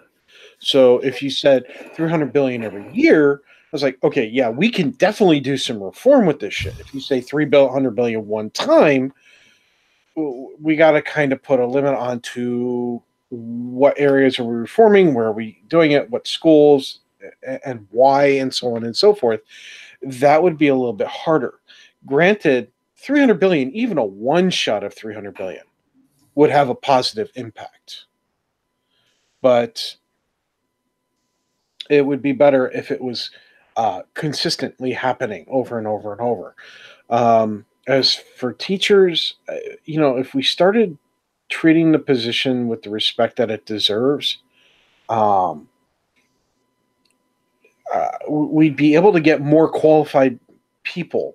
And when we then also acknowledging the people in the positions who are doing a good job and reward them and acknowledge them, because sometimes really here, folks, anybody who owns a business, if you're listening and you haven't said so in a while, tell your coworkers that you appreciate them, that they're doing a good job, that hey, keep up the good work. It might not be a raise, but a little pat on the back, a little attaboy can go a long way. And if they truly deserve that attaboy and pat on the back, see about getting them a raise. You'll be surprised just how much that employee or employees will bend over backwards for you if they're truly worth it. Yeah, here's a little something. I would take. What is that whacking sound? Is what I would do. I'm sorry, what was that? I would take that money and expand Medicare. Yeah, everybody has a different idea of what to do with large sums of money, which is why we have the voting process and everything else. Where are we hurting? But it also helps if we were to bring in people who actually have experience with these things. People who have actual educational backgrounds in things like reforming Medicare, people who have backgrounds in reforming education systems, not people who say, hey, look, we're going to do it this way because this is how God told me how to do it. Or we're going to do it this way because, well, we don't care about the black people or the Indian people or anybody who's not white, or any of that other bullshit. Yeah, let me show you guys a little something. I've got my calculator up on the screen for you guys, and I want to show you a little something because I read the numbers real quick, and I was actually rather surprised. 300 Hold on. I'm sorry. It's just, I'd really appreciate it if you could say that like Fire Marshal Bill. Not gonna happen. So, Aw. I have my calculator here. Let me show you something. okay, I don't know the character. See, that's the problem. Okay, so I here we do. go. It's great. Okay, so here we go. 300. Let me get the numbers. There we go. Okay, 300. 1,000, 30,000, 300,000. Billion, 30 million, 300 million. 3 billion, 30 billion, 300 billion. Divided by what would be a good average wage for a teacher? I would go ahead and say 50 grand. Averaging out, because there are a lot of places that's much more expensive than others. So, okay. we willing to go with 50 grand? I honestly couldn't tell you teachers' wages. It depends a lot on their tenure and whatnot. True. True. That's why I'm saying. So yeah, 50 is like not a noob, but it's not somebody who's been doing it for years either. Exactly. But do you know the price of gas? Don't know the price of gas. Definitely don't know the price of gas. Okay. Felix is saying 30 grand. No, See, the problem. I know the price of gas, and it's too damn high. Well, Can I take a slightly different approach here? Divide that by the number of public schools that exist in the United States of America. that number I don't have for you. Well, I do have that number because do you? yeah. So I went to InfoPlease website, and according to the census that was taken for the 2009 to 2010 census school year, there in the United States of America there were 98,817 public schools. Yep. Now hit enter. That would mean that each district that you're referring to could potentially have upwards of $3 million each. Roughly $3 million each. There you go. Now, let's Now imagine what they could do with that. let's divide that out for a second for, let's go with what Felix is saying. 30,000 a year. I know it's a lowball number overall, but really, 30,000? Meaning, how many teachers could each of those districts add? 100 teachers. 100 teachers could be handled. Now, I don't know about the rest of you, but I'm fairly certain that most school districts don't have 100 teachers. I would find it really, really hard to find a school district that does.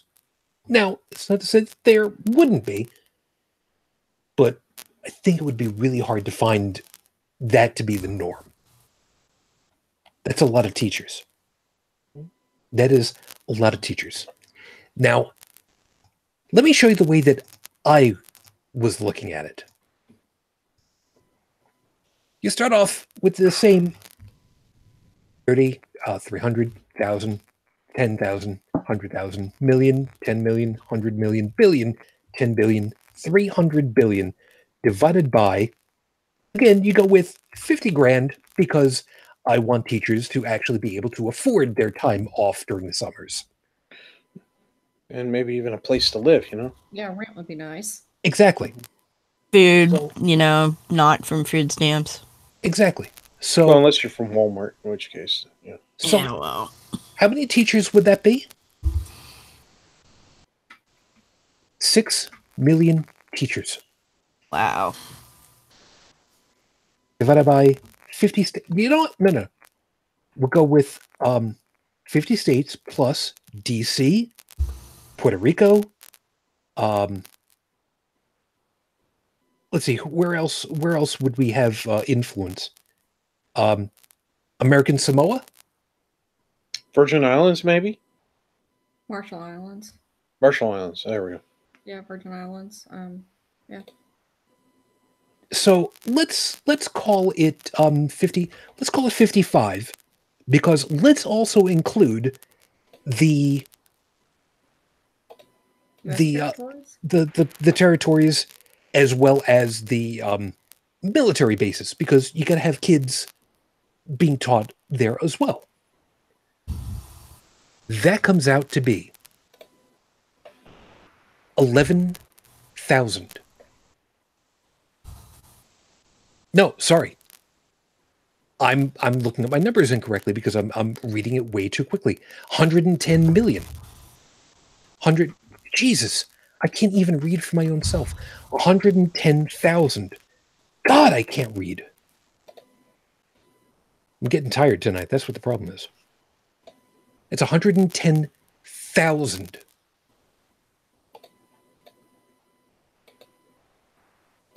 We've got the money. We don't have to change. We don't have to change the tax structure. Sort of. We could spend our money any way that we want to, but we choose to spend it the way that we do. But the problem is, we keep spending money that we ain't got. And the reason I bring that up is because I want to get... There are two people that I want to get on the show in the future. I want to get Sonia, who was Maria from Sesame Street, because she's since retired from the show. I want to ask, because I got nothing to lose by asking. And I want to get Rebecca Friedman. I think of the right one? Yeah. From Ask an Atheist, because she is a Spanish teacher at Washington Way. Because the long play, the long game, is education. The more educated, the better. And so much of it starts with the public education sector, primary and secondary.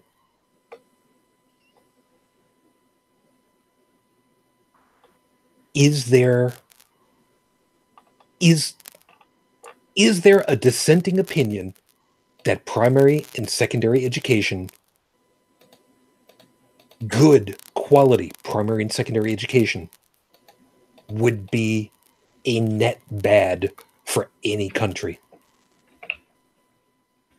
Oh, we have statistics that show, unmodified statistics that show that when you have a smart population, they tend to make smart choices and better choices overall for everyone as a whole. And that's the problem. Well, can't be having that. Exactly. That's the major problem, is that if we have that, then the people who have power over those who are more who have more ignorance than others. And I don't, for those who have just heard me use the word, I'm not using ignorance in a derogatory manner. Anybody can be ignorant of something just by not being knowledgeable. That's what ignorant means. Okay, there's the difference. There's for me, something that would be considered an insult is willful ignorance. People refusing to learn something. Oh yeah, right. And like for example, those who refuse to learn the facts behind some of the statements. Well, that's fake news. It's like, really? Is it fake news? Let's go look this up. Oh, no. He said it's fake news. It's obviously fake news. That's willful ignorance right there. You're refusing to be skeptical. You're refusing to do your research. Therefore, you're being willfully ignorant. So anyway, as I was saying, when somebody is ignorant of things in general that affect everyday life, they either A, appeal to authority, B, go do some research, C, ignore it altogether. Those tend to be some primary attitudes. Not all people are like that, but a good run of them. And when you have the people who don't do the research, they do the other things, the people who do have the knowledge, or even the people who don't have the knowledge, maybe just people who have the power, authority, are able to take advantage of you for that. It behooves everybody to have a good foundational education, a good opportunity that they can take advantage of learning about the basics of math and science, the arts, even sports. You know, sure, you might not be a sports person, but have the chance to play some sports. You may not be a music person, but have the chance to play some music or create some music. Same with art. The sciences and maths, reading, everything, history. Yeah. You look in the world where places didn't have access to that, and then they do. And you see them improve, at least until people come barging in and throwing acid in people's faces and such for it. Yeah, going along with that, Stephanie had put it correctly over in the chat. As far as two things being good or bad, me saying is it possibly net bad? Her answer, not for a country, bad for vested interests. I want us to finish off on that so we actually get out of here on better timing. With that one being the idea that education is not bad for a country, but bad for vested interests, you guys, your last ideas on that one, because that's a great last item to travel down briefly. Who wants it? How better to mold your future generation to do exactly what you want it to do than to manipulate education so that they do exactly what you want them to do. In other words, if you can game the system so that all they know falls in line with your vested interest, then that's all there is to it. It sucks. It's cruel on a whole new level. And it's why we don't have flying cars right now. Well, and with the theocrats that are taking over, that's exactly what they want. They want people who are not educated. Yeah, by the way, Brigid, before you finish off there, what I just put in the text chat? Mm-hmm. And I don't think it's just the theocrats anymore either. I think it's anybody that has an interest in proliferating their interest. Yeah, Brigid. So that item I put over there. I'm trying to move it to that. I'll just make it easy. I had just typed over for her to kind of fuel her a little bit. Well, I tried to put the microphone closer to me, and I'm struggling with it. That's a different thing entirely. I typed for you abstinence only because. Well, yeah, I mean, theocrats need to outbirth everybody else because they need this, this army of God or whatever. Armies for Jesus. Yeah. So, and they're worried that the brown people are going to outbreed the not brown people. So, yeah, they want to because as babies as they can. And because a lot of Muslims also say that they're going to outbreed the Christians. So, yeah. It's kind of a contest at this point. And part of their stated goals is to put everything under the quote unquote authority of God. And so that would include, having the women and children at the house, uneducated. People are trying to bring back the kingdom of God. I'm trying to remember what they're called. Are they premillennialists that think that Dominionists? The Dominionists? But I think that's premillennialism, to where they think that they have to institute a kingdom here before Jeebus will come back. Oh, right, yeah. Post-millennialists who think Jeebus will come back and establish the kingdom. So, yeah. Either way, they're totally fine with Armageddon, because that just means faster Jeebus. But if they think that they have to put us all under a godly, autocratic, theocratic government before he comes back, that's their goal, is to do that. Wait, wasn't it supposed to be like a one world government that was run by the son of Satan before the tribulation began? Well, see, that's why I was going. Yeah, there's a difference between the millennial, yeah, and post-millennial. Because the order is reversed, you know, as far as like what has to happen before Jesus will come back. So the one world government, I guess, would come back after the kingdom is. I don't know.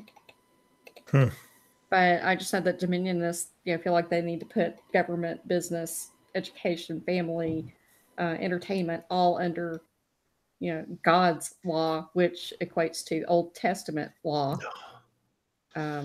Before the end will come. Look, even Johnny Cash realized that gospel music wasn't going to make him any money. You're going to put entertainment back under that? No, sorry, no thanks. Well, you're starting to see all these, you know, Christian movies come out. You know, God's Not Dead 2, 3, 4, 5, 6. You know. Yeah, so and the thing is, the production quality of those. Sorry, I think I could shoot a movie on my phone and probably do better. Oh, you could. But one thing that my therapist did point out, though, is since you're seeing so many of these movies, you know, being brought out now and being shoveled in Walmart and stuff like that, that religion's actually dying. So they're desperately trying to fight back. Oh.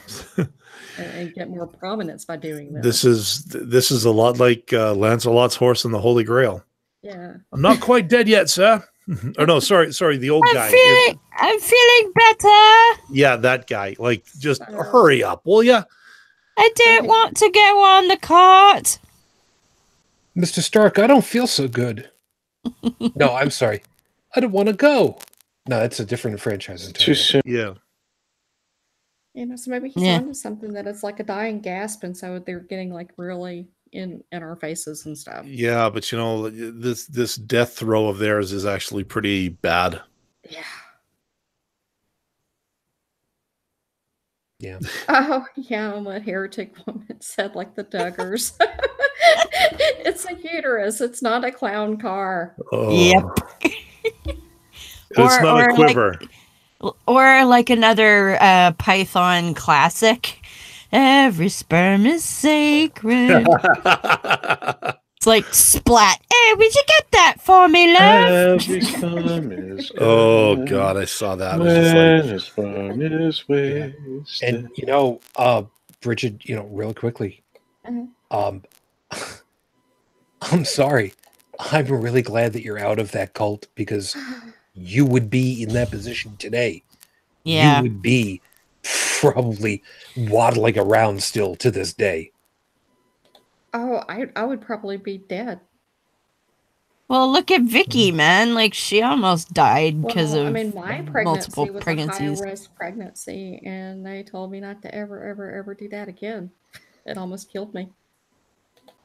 But that is part of the goal. Is, you know, it's a good thing to die in childbirth. That's the most noble calling you could ever have. I was going to say something very, very, very insensitive, and I'm just gonna type it instead. So, who still wants to talk through any last thing with this whole, you know? Yeah, I'm glad to be out of that shit. As one who is not in possession of a uterus, I am shutting my face.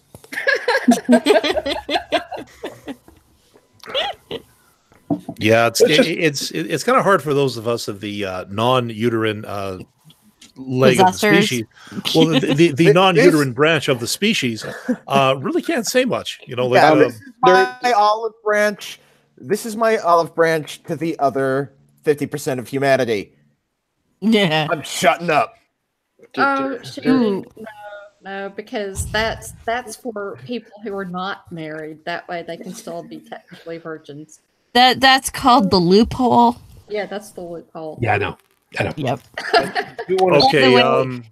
Okay, Shujin. Hold on. Tech's got the floor. Hold on a second. Okay. Go ahead. All right. All jokes aside, there is one thing one aspect of this I do want to bring up. There is a time where a man's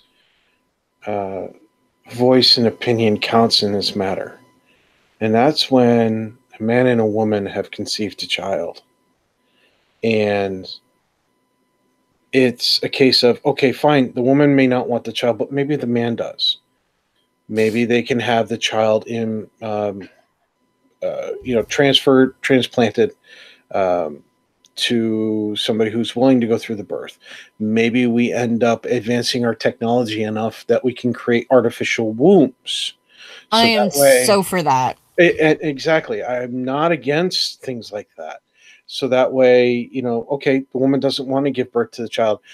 I'll, pay the money for me and whatever woman have decided, we're parting ways. She doesn't want the child. I do. I shell out the big bucks for the artificial womb. Me and my child go the other way. I'm all for that. But right now, we don't have that level. And that's part of the problem. Exactly. So, but here's the thing. If the couple are together, if this is a married couple, right, it shouldn't, in my opinion, be just the woman's decision at that point, because it was a two-part process. On the other hand, if there was no consent, I'm sorry, but the woman has all the say in this matter at this point. Yeah. It's her body, for crying out loud. I agree with you 100%. Like, when we get to the point where we don't need a woman to gestate a fetus, then I think men should absolutely have the same rights to be a parent that a woman should. And the opposite, where if a man is adamant that he does not want to be a father, he should not be saddled with that responsibility, even financially, for the rest of his life. And I'm not talking, somebody who's like, making babies all over the bloody countryside and doing nothing about preventing it, or, you know what I mean? Like, not a deadbeat asshole, but I'm talking about somebody who tells his partner, I don't want children, who takes steps to prevent conception, and for whatever reason, either it fails and it happens where a woman decides she's gonna get pregnant anyway. Yep. and something like that happens. Those men should have the option to say no. I from day one was adamant that I did not want to conceive a child, and he should be allowed to walk away from that. I believe that. All right. Anybody? One thing I just remembered is about consent and women. That's another part of the evangelical mindset, is a woman has no consent. It's not her body. See, that's the thing. That all boils down to, I'm sorry, but it is a woman's body, and I am of the mindset that if a man, if a husband and wife don't want that child, okay, assuming that they're a married couple, they're heterosexual and all that fun stuff, and they don't want the child, it's until it's along to a certain point, it's just a clump of cells leeching off the woman's body. It has not turned into a human. Again, that's something that is going to be debated for a very long time. You're going to have a lot of people who have an emotional reaction, a visceral emotional reaction to that will override any level of logic. You could hit them with all the logic bombs in the world, and because of that visceral reaction, partly because of their upbringing, partially because of misinformation and so on and so forth, they're not going to listen to one damn thing you have to say. They're just going to say, baby killer. Well, I'm not even talking just about abortion. I'm talking about consent in general. Evangelical women are brought up with the idea that their body is not ever theirs. It belongs to their fathers. Then when they get married, it belongs to their husband, and it belongs to God, and they have no agency at all to even refuse sex. Yeah, it doesn't matter if they have the worst flu ever. If your husband wants to have sex, you're gonna have sex. Yeah, and if your brother decides to have sex with you, then it's you did something wrong. It's your responsibility to forgive him. It's still not your body. Yeah, so he did nothing wrong. You must have done something to entice him to want to do that. Any last item before I go ahead and call it? Then I'll be quiet now. It's okay. She doesn't usually say that much, so that's true. And I got no problem with that. I just want to point out that it became 1 o'clock again. Yeah. Oh no! Does that mean we have to go another? No. We're done. We still have another hour left. I'll tell you why. Because if you look, where's my clock? No, that's not what I'm looking for. Where is my clock? We just rolled back, didn't we? You guys might have. I still haven't yet. Because here's my clock, so you guys can take a look at that. That's because Dalan lives in the past. Yeah. This is Paris, 7:07. Yep. See, this is universal coordinated time. This is what I base it off of. We started at 4 a.m. UTC. It's now 6 a.m. UTC, which means those of you who are listening, I'm sorry. You'll just have to tune in. You realize that Joseph's actually not in Paris right now. He's out in a castle in the woods somewhere.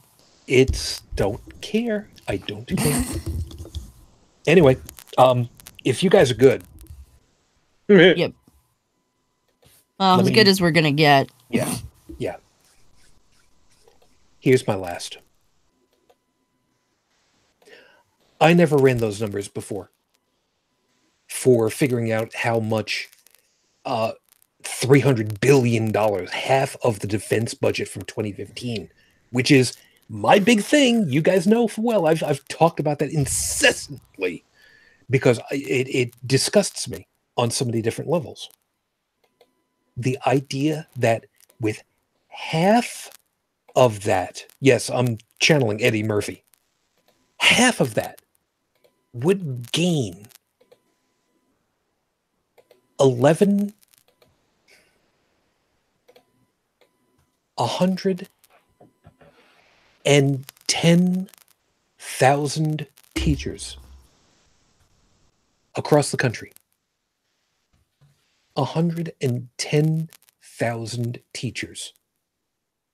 Now, admittedly, that doesn't do anything for adding books or equipment or infrastructure or anything like that.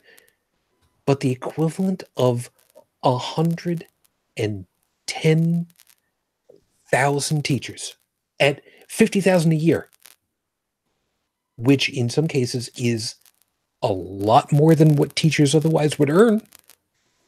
And if you think about it in terms of, well, teachers only work 9 months a year. First off, bullshit. But still, if you went with that false number, that means that teachers would be actually earning something resembling a worthwhile wage. Even if it was just,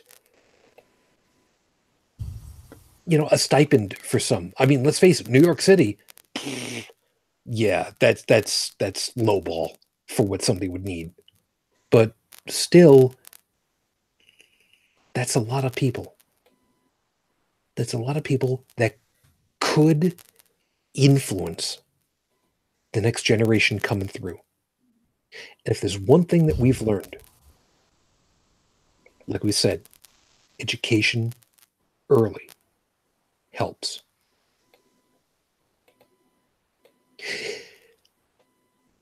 I don't usually talk very much about the election cycles. The previous federal elections here in the U.S., I intentionally did not say who people should be voting for before it. But after the fact, oh yeah, I unloaded big time. I think we all did. I'm going to tell you. You should be voting straight line Democrat this year, this week. And I'll tell you why. My LGBTQIA I+. I don't care what comes after that. Neighbors deserve to be exactly on par with everyone else. People of color in my country deserve to be on par with everyone else. The disenfranchised should no longer be. Those that have been put out and shut out need to have their voices out there. The Democratic Party has shown time and again, more often than not, that they're looking to make that a priority, even if they don't say it. And I'll be the first to admit it. Dalan said it on many an occasion, yelled about it, railed against it, and rightfully so. They don't talk it up enough. It's fair cop. But damn, if I had a choice between a group of people who have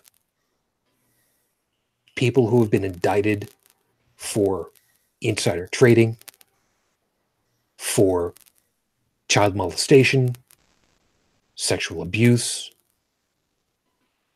if they've taken funds and help from groups that are white supremacists, who are yelling, "Kill all the Jews,"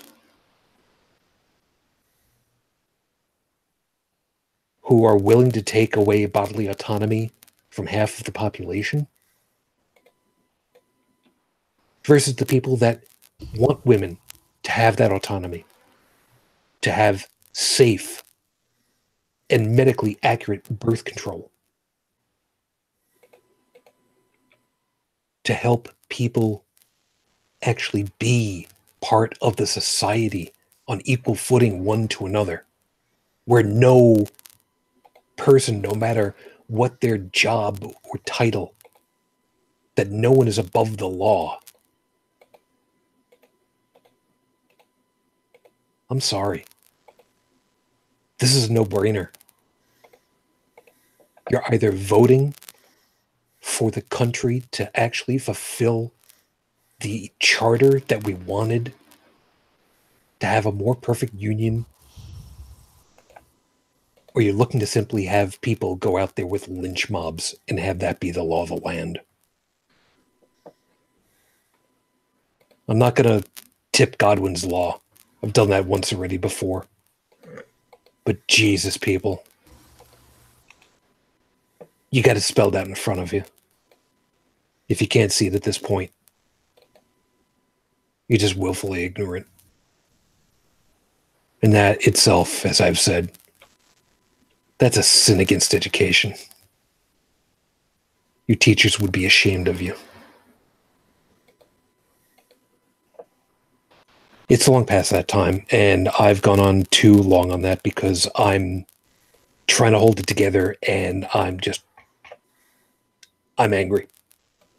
I'm angry. I'm furious. Caveat out there: if you do vote straight blue ticket, you go back and verify your votes very carefully. There have been instances of people voting straight ticket in Texas and having their votes flipped.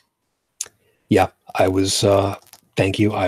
I was going to hit that, but yeah, thank you for putting it out there because, yeah, machines are not infallible. Double and triple check your work.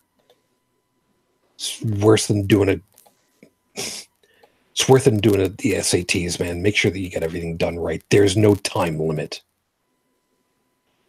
In any case, as always, everybody, thank you very much for joining us. I hope that you had yourself a decent enough time and you found something worthwhile in all of our perspectives on this tonight. I really hope that things work out well this week because I'm going to be really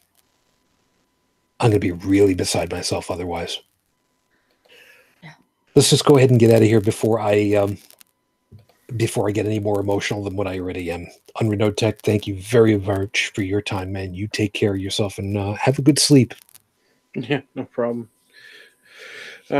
Sleep, on the other hand, It'll come. Yeah, well, sooner or later, you're not going to have too much of a choice in the matter. Yeah. Good night. Amen. Joey, as always, man, thank you very much for your time. You have yourself a restful evening. No promises, but one can try. True enough, man. Thank you. Brigid, thank you. And thank you for not necessarily holding up what you were saying you were going to try to do. Don't ever let anybody tell you that you can't be a lady and not be freaking angry. Yeah, I'm angry. Join the club. Probably couldn't tell though, huh? Well, anyway, if anybody wants to find me on Facebook, send me a friend request, Brigid Fitch. It's BRIGIDFITCH. Or you can find me at my blog at brigidfitch2112.wordpress.com. MOUSC. Heretic Woman, thank you, of course, as always, for your time. What do you got coming up? We are going to be talking about tourism, missionary tourism. Oh, God. Yes. So we're not talking about Mormons. We're talking about the little churchy groups that go to third world country and make a big show about building something and getting photographed with lots of native children and just being a general nuisance. Especially the ones that bring Bibles with them when, people need things like clothing and food. Disaster areas. Those are the wonderful ones, ain't they? Oh, yeah. Yeah. Scientology's bad for that, too. But anyway. So, yeah, that's what's on for Monday / tonight, or tomorrow night, because it's Sunday already. Yeah, so 7:30 p.m. Eastern, Beyond the Trailer Park on YouTube's and beyondthetrailerpark.com. Thanks, hon. Dalan, good to have you back, because now we can talk about you in front of your face for a change again. Glad to have you back, man. Yeah, no, good to be back. Not sure when fate, and by that I mean the company, is going to send me out again, but I'll be sure to let you know. In the meantime, I will do my best to get things caught up over on the podcast site over at holycrapthevlogcast.com. And if I ever manage to get enough caffeine into me where I'm actually energetic enough to actually write down a few thoughts, you can catch that over at inthewind.yo5.ca. Thank you, man. So, as mentioned, yes, all of our contact information can be found over at holycrapthevlogcast.com. Enjoy the hell out of it. And thank you. If you'd like to drop a voicemail message, phone number again is 859-8CTV-554, 859-4288-554. Yeah, I'm not doing that whole double number thing. Every once in a while I think about it again. I'm just like, how the hell do you guys do that in England? Fuck off. No, it's wrong. Just don't do that. As an aside, don't even bother trying to use G+, because as I understand, it's going away. I don't know the last time I used it, so whatever. It's going to be whatever it's going to be. But we'll be looking forward to talking to you guys, of course, come next week. If you feel adventurous and you want to drop a couple of dollars to help offset the cost for, the domain and all, you can go ahead and take a swing over to patreon.com/HCTV. And we'd always love that. I almost never check it because I just don't see what happens. I'll get a notice if anything happens with it anyway. Meantime, we're going to go ahead and get out of here because I got to spin down from all this because I don't know about the rest of the guys. I'm still pissed off at way too much stuff. Hope that you guys had yourselves a good Halloween, Samhain, Day of the Dead, whatever. Please take care of yourselves. If you are registered to vote, please do go out and vote. If you're in a state where you can actually register at the poll, please go out and vote. There's a billboard that I saw a picture of. Vote like your daughter's life depends on it. Brother. It does. It does. It's not just your daughters. It's your daughters. It's your sons. It's your neighbor. There's too damn much. We'll have a recap next week of what went right and what went wrong. But thank you for being with us. No matter how things turn out, we will be here. And one way or another, we'll still have plenty enough to be pissed off about. But until that time, as always, take good care of yourselves. I wish you the peace I no longer have. I wish you the strength that I've learned. I wish you well. And of course, my lady. I can't believe I'm going to say this, but I'm so glad that you're not here to see all this shit, man. Not today, Fujin. I love you. I miss you. Dream of me. Till the next time we get together, everybody, as always, good night.